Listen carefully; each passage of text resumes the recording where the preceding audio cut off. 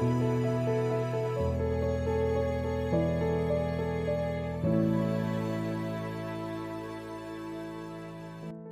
క్రైస్తవ సహోదరీ సహోదరులకు ప్రభువైన యేసుక్రీస్తు నామంలో వందనాలు.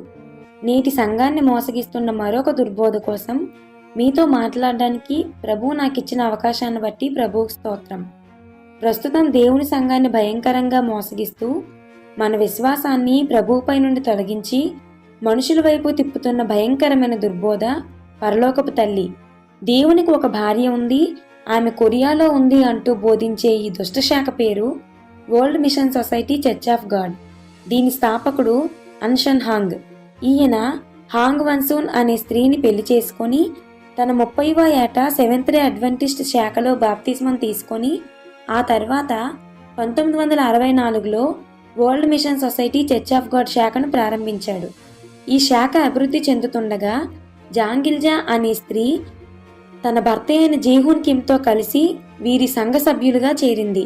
అన్షన్ హాంగ్ మరియు జాంగిల్జాలు సన్నిహితంగా నడుచుకోవడంతో రెండు కుటుంబాల్లో వివాదాలు మొదలై అన్షన్ హాంగ్ తన భార్యా బిడ్డలకు కొంత ఆస్తిని పంచి వారిని విడిచిపెట్టేశాడు. జాంగిల్జా కూడా తన భర్తకు విడాకులు ఇచ్చేసిన తరువాత వీరిద్దరూ ఆత్మీయ వివాహం చేసుకొని అనేక వింతబోధలు చేసి తమ శాఖను వ్యాపింపజేశారు. తరువాత 1985లో అన్షన్ హాంగ్ గుండెపోటుతో చనిపోయాడు. ఇతడు చనిపోయాక జాంగిల్జా మరింత వింతబోధలు చేస్తూ తమ శాఖను ప్రపంచమంతా వ్యాపింపజేసింది. ప్రస్తుతం 175 దేశాలలో 1,60,00,000 మంది సభ్యుల్ని కలిగి అత్యంత వేగంగా విస్తరించిన క్రైస్తవ శాఖగా గుర్తింపు పొందింది. వీరి బోధలను పరిశీలిద్దాం. దేవునికి భార్య ఉంది అని వీరు బోధించే ఈ బోధ అత్యంత ప్రమాదకరమైంది. బైబిల్కు 100% విరోధమైనది ఇదే. ఆది నుండి దేవుడు తన భార్యతో కలిసి ఉండేవాడని, మొదటి రాకడలో దేవుడు తన భార్యను పరలోకంలో వదిలేసి వచ్చాడని, రెండవ రాకడలో సతీ సమేతంగా భూమి మీదకు వచ్చాడని వీరు బోధిస్తారు. యేసుక్రీస్తు తన మొదటి రాకడలో తండ్రి ప్రేమ కోసం ప్రకటించాడని, రెండవ రాకడలో తల్లి ప్రేమను ప్రకటించడానికి వచ్చాడని, ఇప్పుడు ఆ పరలోకపు తల్లిని తెలుసుకోకపోతే రక్షణ లేదని, ఆమెను విశ్వసించకపోతే పరలోకం వెళ్ళమని బోధిస్తారు. ఈ అత్యంత వింత బోధకి వాక్యాలను కూడా ఆధారంగా చూపిస్తుంటారు. ఆదికాండం 1వ అధ్యాయం 26వ వచనంలో దేవుడు మన స్వరూపమున నరులను చేయుదుము అనే వచనం చూపించి, మనం అంటే ఇక్కడున్నది ఇద్దరని, దేవుడు మరియు దేవుని భార్య అని, నరులు అనగా ఆదాము హవ్వ అని, దేవుని పోలికలో ఆదాము, దేవుని భార్య పోలికలో హవ్వ చేయబడ్డారని వీరు బోధిస్తారు. నిజానికి ఆదాము హవ్వ ఒకేసారి చేయబడలేదు. ఆదామును దేవుడు సృజించిన తరువాత, అతడు జంతువులకు పక్షులకు పేర్లు పెట్టిన తరువాత నరుడు ఒంటరిగా ఉండడం మంచిది కాదు అని దేవుడు నరుని పక్కటెముకలో నుండి స్త్రీని చేశాడు.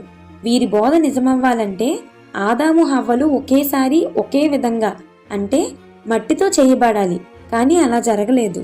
ప్రకటన గ్రంథం 22వ అధ్యాయం 17వ వచనం ప్రకారం ఆత్మయు పెండ్లి కుమార్తెయు రమ్మని పిలుచున్నారు అనే ఈ మాటను చూపించి, ప్రకటన గ్రంథం చివరిలో ఆత్మ అనగా దేవుడు, పెళ్లి కుమార్తె అనగా జాంగిల్జాలు తన వద్దకు రమ్మని మానవజాతిని పిలుస్తున్నారు. దేవునికి భార్య ఉందని ఇంతకన్నా ఏం రుజువులు కావాలి అని వీరు వాదిస్తారు. వీరికి భార్యకు పెళ్లి కుమార్తెకు ఉన్న తేడా కూడా తెలియదు.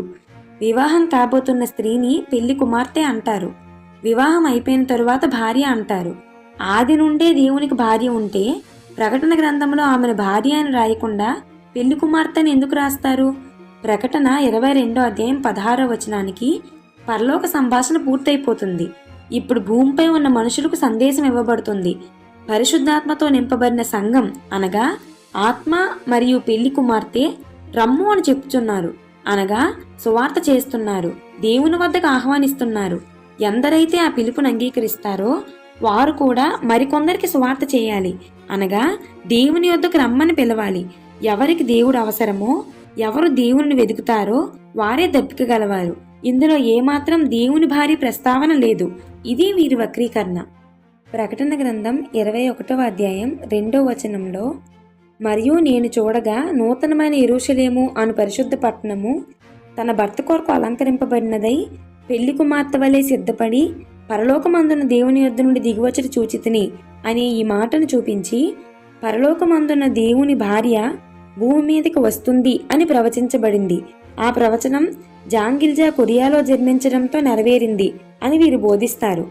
పై వచనం ఈ భూమిపై నెరవేరే వచనం కాదు, కొత్త భూమి కొత్త ఆకాశంపై నెరవేరుతుంది.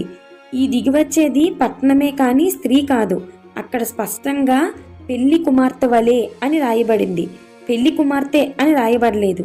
ఆ పట్టణం అలంకరింపబడి ఉండటాన్ని బట్టి పెళ్లి కుమార్తెతో పోల్చాడు, అంతేకాని ఆ పట్టణం స్త్రీ కాదు. ఈ అధ్యాయంలో గుమ్మాలు, పునాదులు, వీధులు, మనుష్యులు అందులోనికి ప్రవేశించుట ఇవన్నీ అది పట్టణమే అని స్పష్టపరుస్తాయి. గలతీ పత్రిక 4వ అధ్యాయం 26వ వచనంలో పైనున్న యెరూషలేము స్వతంత్రంగా ఉన్నది, అది మనకు తల్లి అనే ఈ వచనాన్ని చూపించి మనందరికీ తండ్రే కాదు తల్లి కూడా ఉంది. ఆమె పౌలు కాలానికి పరలోకంలో ఉంది, ఇప్పుడు భూమి మీద ఉంది. యెరూషలేము అనగా దేవుని భార్య, ఆమె మనకు పరలోకపు తల్లి అనేది వీరి వాదన. గలతీ 4వ అధ్యాయం 21 నుండి 31 వరకు దేవుడు పౌలు ద్వారా గలతీయులతో 2 నిబంధనల కోసం రాయించాడు.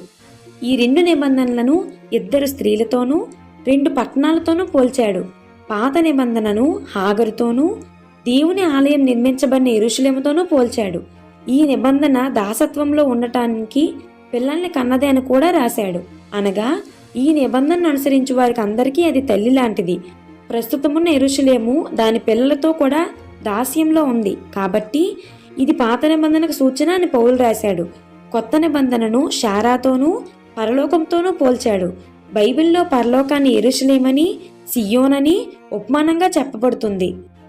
కొత్త నిబంధనను అనుసరించు వారి పౌరసత్వం పరలోకంలో ఉంటుంది. వారికి ప్రభుత్వం, పరిపాలన పరలోకం నుండే జరుగుతుంది. కాబట్టి ఉపమాన రీతిలో కొత్త నిబంధన సంఘానికి పైనున్న యెరూషలేమైన పరలోకం తల్లి లాంటిది. ఇది స్వాతంత్రంగా ఉండటానికి పిల్లల్ని కన్నది. ఇక్కడ దేవాలయం ఉన్న యెరూషలేము పాత నిబంధనకు, దేవుడు నివసించే యెరూషలేము కొత్త నిబంధనకు సాదృశ్యంగా చెప్పబడ్డాయి. అసలు పైనున్న యెరూషలేం జాంగిల్జా అయితే కిందనున్న యెరూషలేం ఎవరు? ఆమె కన్న పిల్లలు ఎవరు? ఈ స్త్రీలు 2 నిబంధనలై ఉన్నారు అని పౌలు ఎందుకు చెప్పాడు? నిజంగా అన్షన్హాంగ్ క్రీస్తు అయితే, జాంగిల్జా దేవుని భార్య అయితే, అన్షన్హాంగ్ నేరుగా జాంగిల్జాని పెళ్లి చేసుకోకుండా హాంగ్ వంశుణ్ణి ఎందుకు చేసుకున్నాడు? ఆమెతో పిల్లల్ని ఎందుకు కన్నాడు? జాంగిల్జా మరొకరిని ఎందుకు పెళ్లి చేసుకుంది? జాంగిల్జా దేవుని భార్య అయితే నేరుగా అన్షన్హాంగ్ని పెళ్లి చేసుకోకుండా జేహూన్ కిమ్ అనే వ్యక్తిని ఎందుకు పెళ్లి చేసుకుంది? 2 పిల్లల్ని ఎందుకు కన్నది? ఆలోచించండి.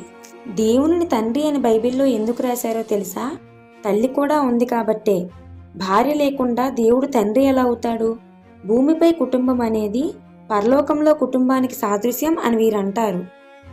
దేవుడు సృష్టి చేసినందుకు, దేవుడు మానవులను నిర్మించినందుకు ఆయనను తండ్రి అని పిలుస్తున్నాం. ఇది శరీర సంబంధమైన పిలుపు కాదు. ఆయన సృష్టికర్త కాబట్టి తండ్రి అయ్యాడు. దేవుడు మనకు తండ్రి అని ఉన్నందుకు తల్లి కూడా ఉంది. ఆమె పేరు జాంగిల్జా అయితే అపవాది కూడా కొందరికి తండ్రి అని రాయబడింది. మరి వాడి భార్య పేరు ఏంటి?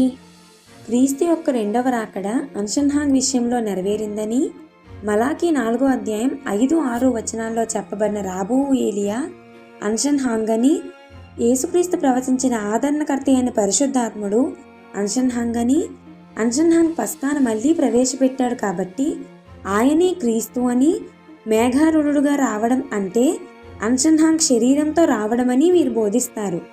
అన్షన్హాంగ్ని ఆత్మీయ దావీదు అని కూడా అంటారు. దావీదు 40 సంవత్సరాలు పరిపాలించాడు కాబట్టి యేసుక్రీస్తు కూడా 40 సంవత్సరాలు భూమి మీద సేవ చేయాలని, కానీ మొదటి రాకడలో 3.5 సంవత్సరాలు మాత్రమే సేవ చేశాడు. మిగతా 36.5 సంవత్సరాలు అన్షన్హాంగ్గా వచ్చి సేవ చేశాడని బోధిస్తారు. అన్షన్హాంగ్ని పరిశుద్ధాత్మ అవతారం అని కూడా అంటారు. వీరు అన్షన్హాంగ్ నామంలో ప్రార్థిస్తారు. ఆ నామంలోనే బాప్తిస్మం తీసుకుంటారు. వీరు వీ లవ్ యూ ఫౌండేషన్ పేరుతో పార్కులను, రోడ్లను శుభ్రం చేయడం, ప్రకృతి వైపరీత్యాల సమయంలో సహాయం చేయడం, రక్తదాన శిబిరాలు నిర్వహించడం లాంటివి చేస్తూ అనేక దేశాల ప్రభుత్వాల నుండి ఎన్నో అవార్డులను పొందుకున్నారు. ఇలాంటివి చేస్తూ ప్రజలకు దగ్గరై వారికి వాక్య విరుద్ధమైన బోధనలు ప్రకటిస్తారు. క్రైస్తవుడా జాగ్రత్త, ఇది అంత్యకాలం. అబద్ధ బోధలు చెలరేగిపోతున్న కాలం. నీ భక్తిని, పరిశుద్ధతను వాక్యానుసారంగా కాపాడుకో. దేవుని ఆత్మ సహాయంతో ఈ అబద్ధ బోధలన్నింటినీ తిప్పికొడదాం. ప్రభువు మనకు సహాయం చేయునుగాక. ఆమేన్.